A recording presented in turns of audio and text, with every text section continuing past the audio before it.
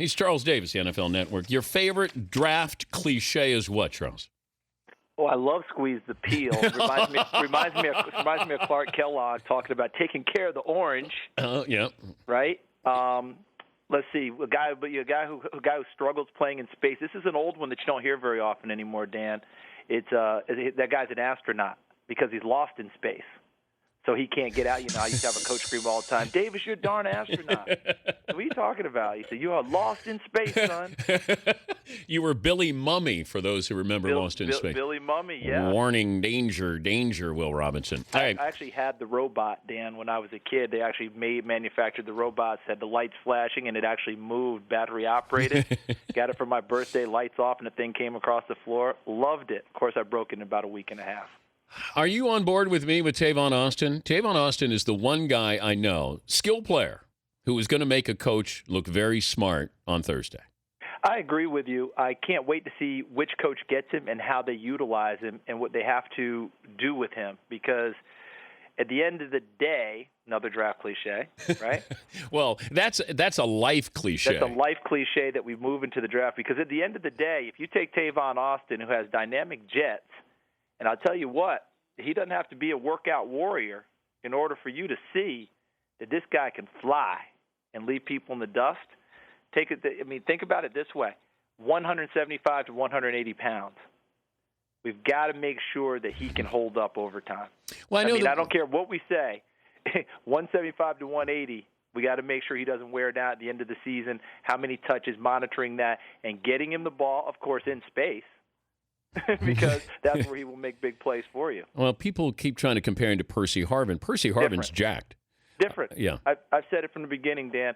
Dan, I was fortunate enough to be a part of the Fox team that did the national championship game, Florida and Oklahoma. Okay?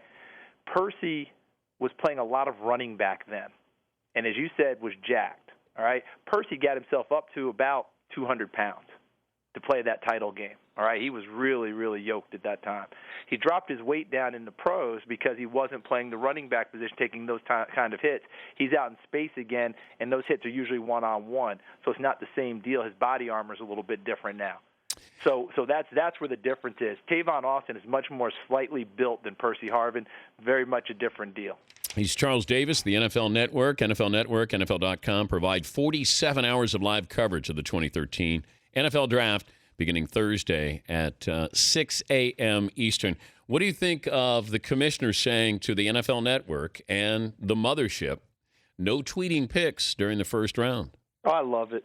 I love it. Just because the intrigue in the building is phenomenal. When you're going to have that upset selection, it's much better to hear the roar and have everyone that gasp, that full surprise, as opposed to you're sitting there already knowing it. I like it. I know it's going to be hard to monitor. I know people who are not with NFL Network and not with ESPN aren't bound to that by any stretch. So if you really want that news ahead of time, it's like a couple that, do you want to know the sex of your baby beforehand, or do you want to wait until the baby's born? And that's what you have. If you want to know the sex beforehand, there are plenty of people who will have outlets and will be able to tweet it out. But everyone else, and I think that this ban is actually, when I say ban, I think it's been sent to all the teams too, to try not to send that out ahead. Because the teams started doing that themselves to let their fan base know who they were going to select and connect with them that way. Well, I also have found out that Geno Smith and Manti Te'o are not part of that ban, that no tweeting ban, that if you do find out information on when Geno Smith or Manti Te'o would be drafted, I've heard that. A special circumstance that those are the two guys we care about from a reality, point of view. That, Geno Smith, with everything said about him, Manti Te'o, obviously everything said about him, where they're going to go in the draft, there is intrigue with those two guys, and I think you're allowed, if you find out, NFL Network and the mothership are allowed to tweet about it. Well, that's interesting, because I was in a meeting yesterday and did not hear anything about the Geno Smith, Manti Te'o exception.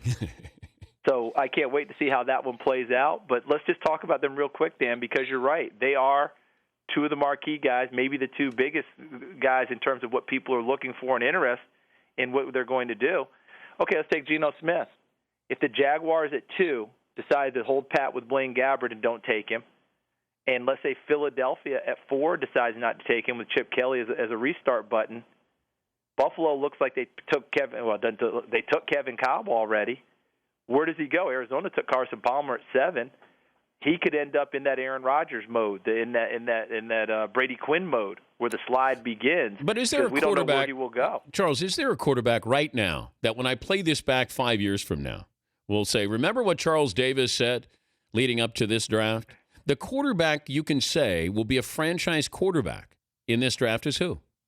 I don't know if I can sit here and say it with any certainty like I would have in past drafts, that I would jump up on the table and say this guy 5 years down the road is going to be the guy we're going to talk about. I don't have him in my arsenal. But you're going to have teams reaching. So you hit this inexact science of quarterbacks, and these guys still get nervous, and they preach patience during the draft. Patience, and all of a sudden we got to go get ourselves Barkley's there, we got to take him. No, we don't have to take him there, but that will happen Thursday night or Friday with somebody. They will reach. And Dan, patience. What's that old poster with the gorilla sitting up there? Patience, hell. I'm going to kill someone, right? Look, patience went out the window when we started having quarterbacks coming into the league, taking the first snap of the season, playing all the way through, and going to the playoffs. And everybody looks at these kids and says, you know what, we're not going to wait. It used to be you had 2 or 3 years to learn. More. Not a chance. Steve McNair waited, 2-3 years, I think, behind Chris Chandler. Behind Chris Chandler. And people point to Aaron Rodgers waiting behind Favre. That's a freak circumstance in today because how often do you sit behind a Hall of Famer? You don't.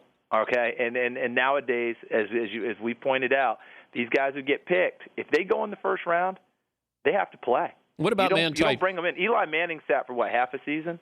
Josh Freeman half a season. Yeah, and that's it. I mean, you just don't do it.